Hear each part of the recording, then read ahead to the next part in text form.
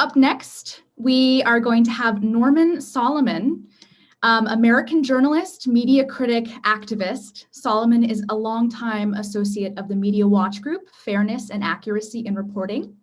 In 1997, he founded the Institute for Public Accuracy. Since 2011, he has been the national director of rootsaction.org. Norman, take it away. Hey, thanks so much. And thanks to everybody who's made our gathering here today possible. When we hear all the media coverage and retrospectives about 9/11, we rarely hear, and certainly almost never in the mass media hear, that when people are killed, whether it's intentional or predictable, those are atrocities that are being financed by US taxpayers. And so we hear about the evils of Al-Qaeda and 9/11, and certainly those were evils.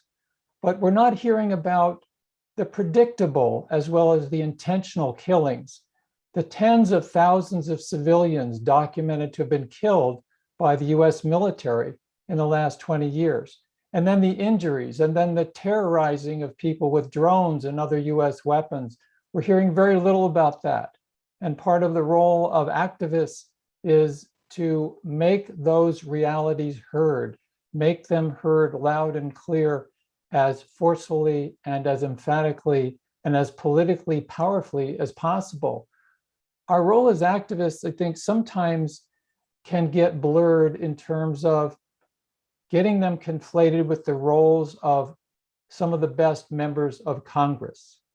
And when our progressive peace heroes in Congress push for peace and disarmament and social justice, they deserve our praise and our support.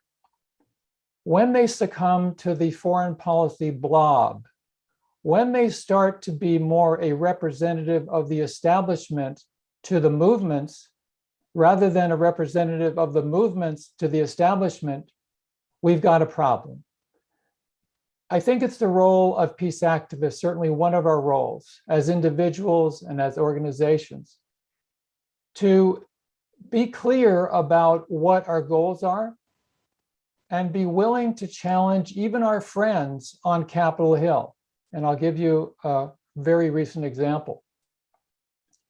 Two of our leaders of anti-war forces in the House of Representatives a couple of weeks ago circulated a Dear Colleague letter encouraging members of the House to tell the chair of the House Armed Services Committee, Adam Smith, to stand firm behind President Biden's 1.6% increase in the military budget over the budget that Trump had given us the year before.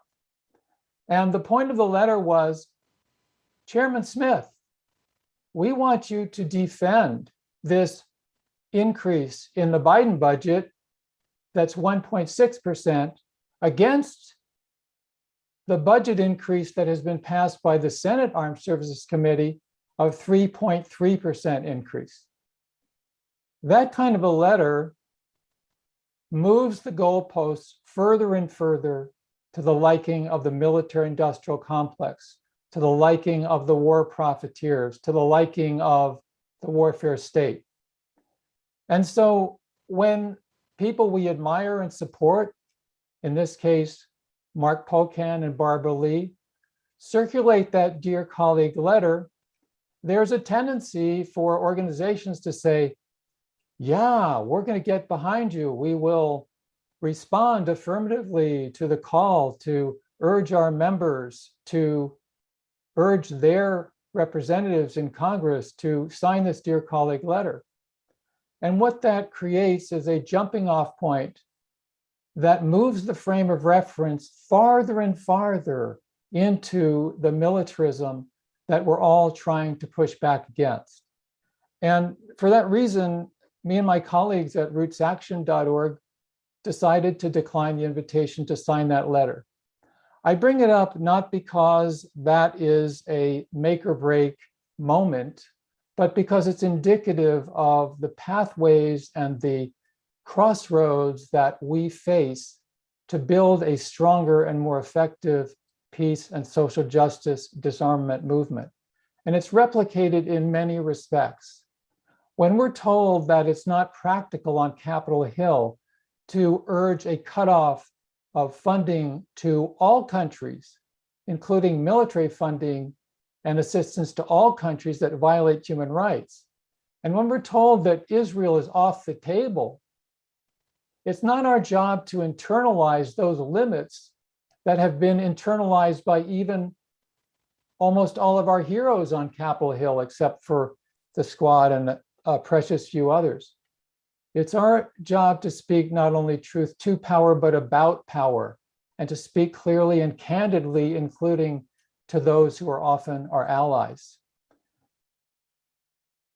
It's not easy, to put it mildly, to go against the powerful stream of media, of politics, of big money, of the way that every day issues are framed to us in terms of what's practical. But whether, as in the last few weeks, and perhaps especially today, the mass media are paying attention to issues of war and peace, or whether we're often disregarded as outside of the frame of breaking news, it's peace activists, it's social justice activists, like the several hundred on this call in real time right now, we're the ones who can change history.